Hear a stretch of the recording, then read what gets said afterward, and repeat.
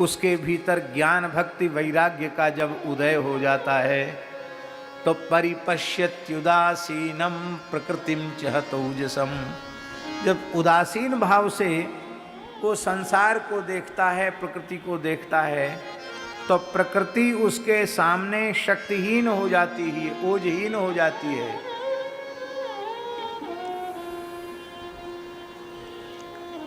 श्री कबीरदास जी के जीवन का एक प्रसंग है। कबीरदास जी श्री रामानंद संप्रदाय के ऐसे अद्वितीय संत हुए कि जिनकी परीक्षा लेने के लिए महाराज जी भगवान ने वैकुंठ से साक्षात माया को भेजा, अप्सरा का रूप धारण करके माया आई।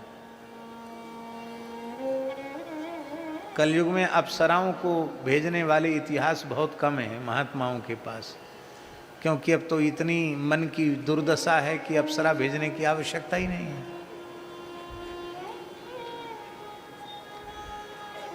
पहले तो अप्सराएं भी विक्षेप किसी किसी महात्मा को नहीं कर पाती थी, अब तो माला फेरने बैठो तो मक्खी ही परेशान कर डालती है। अप्सरा बेचारी क्या करे, कितनों भगाव, नाक पर ही उड़ के बैठेगी मक्खी। तो राम जी कबीरदास जी के सामने मूर्तिमती माया प्रकृति अप्सरा के रूप में भगवान के द्वारा प्रेषित आई और उसने खूब नाच गा करके रिझाने का अपने हाव भाव कटाक्ष से कबीरदास जी को अपनी ओर आकृष्ट करने का प्रयत्न किया, लेकिन वह विफल रही। क्यों विफल रही?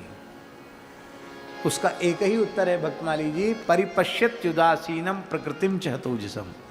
कबीरदास जी अनासक्त भाव से विराजमान हैं, उदासीन भाव से विराजमान हैं, इसलिए वह प्रकृति, वह अप्सरा ओजहीन हो गई। अंत में उसने कहा कि बाबा एक बार नजर भरकर मेरी ओर देख तो लो। क्या देखें तेरी, क्या है तुझमें विशेषता जो हम देखें? नहीं देखते हैं। अरे मैं तुम्हारे भजन का फल बन के आई हूं, तो हमारे भजन का फल तुम नहीं हो।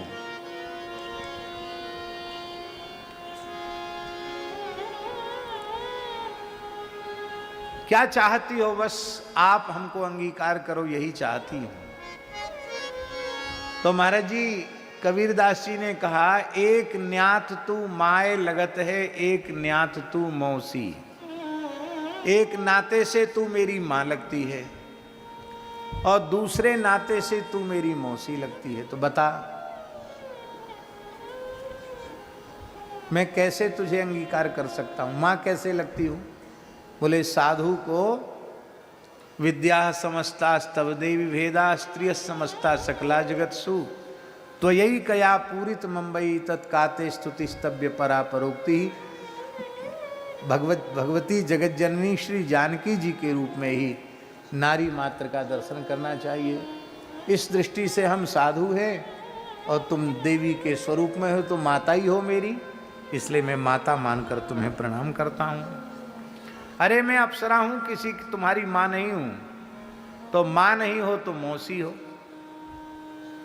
तो अप्सरा हंसी, बोले बाबा मौसी कैसे हैं? बोले देखो लक्ष्मी जी समुद्र मंथन से प्रकट हुई और अप्सरा भी समुद्र मंथन से प्रकट हुई, तो आप सब अप्सराएं लक्ष्मी जी की बहन हुई कि नहीं? तो मां की जो बहन होती उसी का नाम मौसी होता है। तो मौसी हो तो मां के जैसी हो, मैं कैसे तुम्हें अंगीकार करूं?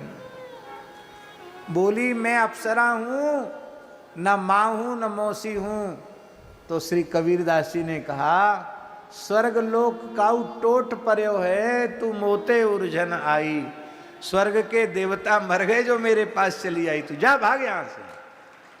ललकारा और अप्सरा अंतर्धान हो गई। वस्तुतः वह अप्सरा नहीं थी, साक्षात माया थी।